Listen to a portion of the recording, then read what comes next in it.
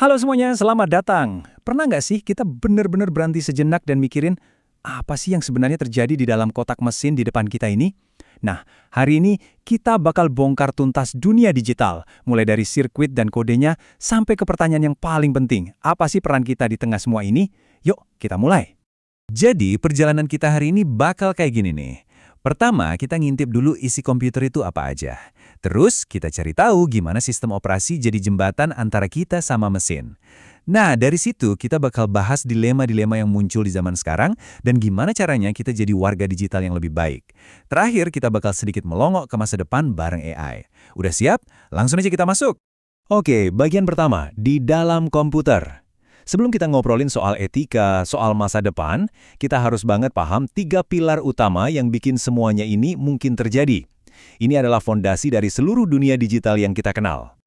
Nah, saya mau tanya nih ke kalian. Coba deh pikirin. Setiap komputer itu kan pasti punya dua bagian yang jelas banget ya. Mesin fisiknya sama program-programnya. Tapi ada satu bagian ketiga yang sering banget kita lupain. Kira-kira apa ya? Nah, ini dia jawabannya. Jelas ada yang namanya hardware alias perangkat keras, semua yang bisa kita pegang.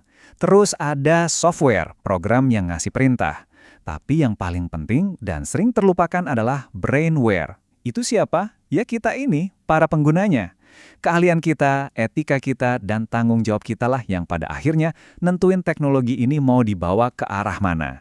Jadi, pertanyaannya, gimana caranya kita, si brainware ini, bisa ngobrol sama si hardware?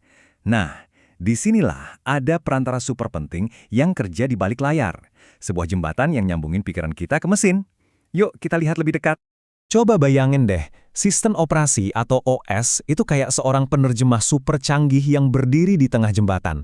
Di satu sisi, ada kita dengan semua kemauan kita, dan di sisi lain ada mesin yang cuma ngerti bahasa kode yang rumit. Nah, OS inilah yang nerjemahin semua keinginan kita jadi perintah yang dimengerti sama si mesin.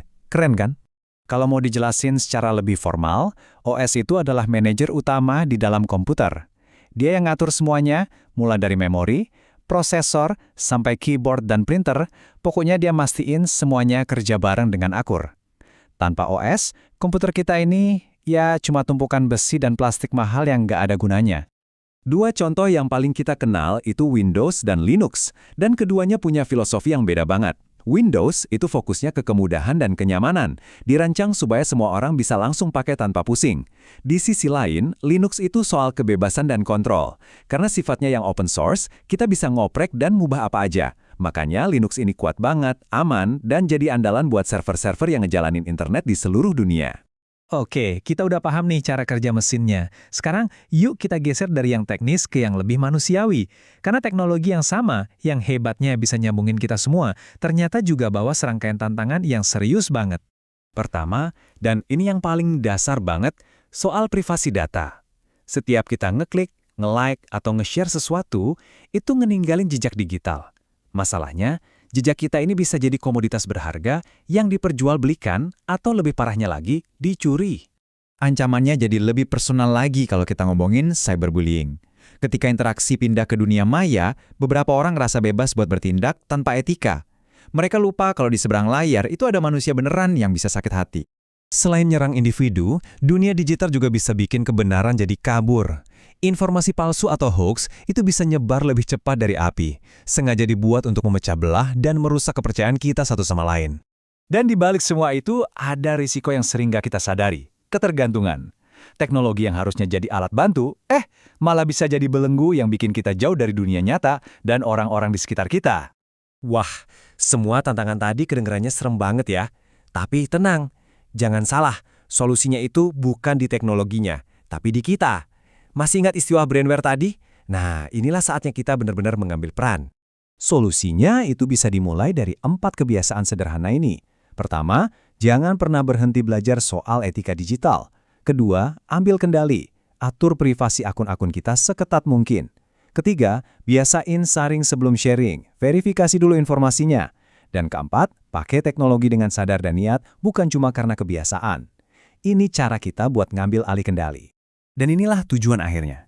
Setiap tindakan kecil yang kita lakuin di dunia maya, itu punya andil buat gambaran yang lebih besar.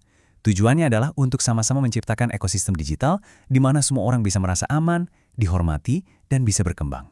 Jadi ini lebih dari sekedar menghindari hal-hal yang negatif ya. Ini tentang kita aktif membangun hal-hal yang positif.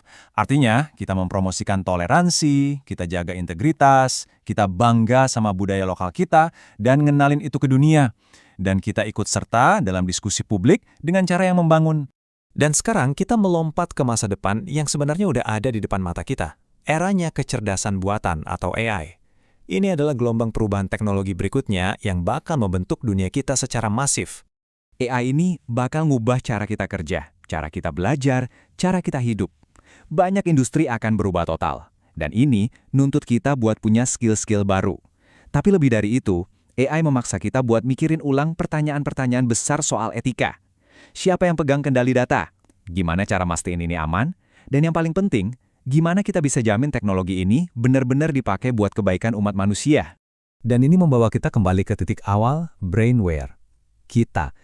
Seiring AI yang jadi makin pintar, peran kita sebagai manusia dengan kesadaran, etika, dan kebijaksanaan justru jadi makin penting. Teknologi itu cuma alat. Pertanyaannya sekarang adalah, di era baru ini, kamu mau jadi brainware yang seperti apa? Pilihannya ada di tangan kita masing-masing. Terima kasih sudah menyimak.